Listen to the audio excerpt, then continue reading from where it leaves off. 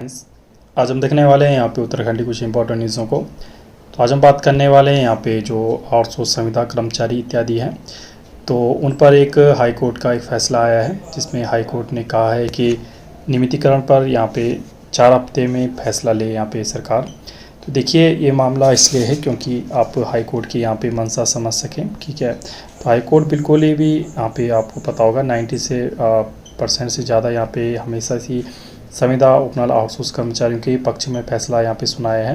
तो जो भी उपनल यहाँ पे फ़ैसला होने वाला है, तो ज़्यादातर यहाँ पे उपनल के पक्ष में ही यहाँ पे आ सकता है, क्योंकि ये फ़ैसला भी इम्पोर्टेंट यहाँ पे होने वाला है। जहाँ पे बात आपके कुमाऊं विश्वविद्यालय से जुड़े मामले की यहाँ पे सुनवाई पे हुआ है। जो आपका कुमाऊं विश्वविद्यालय 16 साल से यहाँ पे संविदा पर कार्य कर रहे थे आपके असिस्टेंट प्रोफेसर, तो उनके नियमितीकरण पर यहाँ पे हाई कोर्ट ने कहा है कि बिल्कुल उनको परमानेंट करना चाहिए और 4 हफ्ते का टाइम यहाँ पे दिया है। मान के चले 1 मंथ का टाइम दिया है और 1 मंथ के अंतर्गत यहाँ पे सरकार को बोला है कि इनको परमानेंट यहाँ पे किया जाए। विस्तार से यहाँ पे न्यूज़ देखें क्या यहाँ पे मामला है। तो हाई कोर्ट ने कुमाऊं विश्वविद्यालय में 16 साल से संविदा पर कार्यरत जो आपके असिस्टेंट प्रोफेसर कॉमर्स के यहाँ पे असिस्टेंट प्रोफेसर है कि नियमितीकरण मामले में शुक्रवार को विश्वविद्यालय और राज्य सरकार को नोटिस यहाँ पे दे दिए हैं।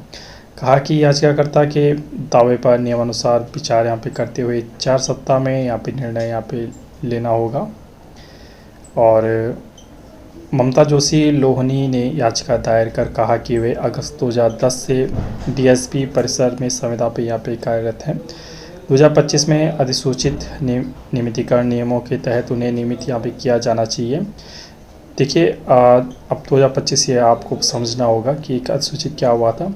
तो आपको जिससे याद होगा कि कुछ टाइम पहले ही सरकार ने खुद बोला था जिनकी सेवा आपका 10 से 15 वर्ष यहाँ पे हो चुकी है, उनको यहाँ पे नियमितीकरण किया जाएगा। संविदा कर्मचारियों के विषय पे यहाँ पे कहा गया था।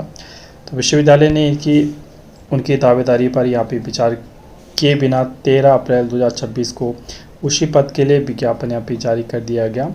सुनवाई के दौरान कुमाऊं विश्वविद्यालय की ओर से कहा गया कि याचिकाकर्ता का नियमितीकरण संबंधी दावा पूर्व में 3 मई 2025 के आदेश से खारिज यहाँ पे किया जा चुका है, इसलिए वर्तमान याचिका निराधार यहाँ पे है।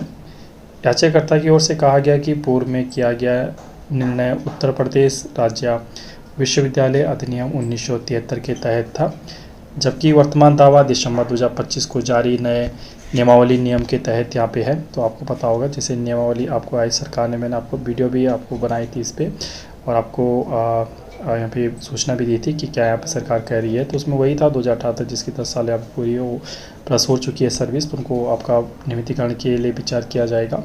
उसी के तहत इनका मामला अलग है, जो अलग और स्वतंत्र आधार है। मुख्य न्यायाधीश न्यायमूर्ति मनोज कुमार गुप्ता व न्यायमूर्ति सुभाष उपाध्याय की खंडपीठ ने माना कि याचिकाकर्ता का दावा नए नियमों के तहत अब तक विचारित नहीं किया गया है। अदालत ने यह भी स्पष्ट किया कि पूर्व का आदेश नए नियमों के तहत दावे को स्वतः निरस्त यहाँ पे नहीं करता है।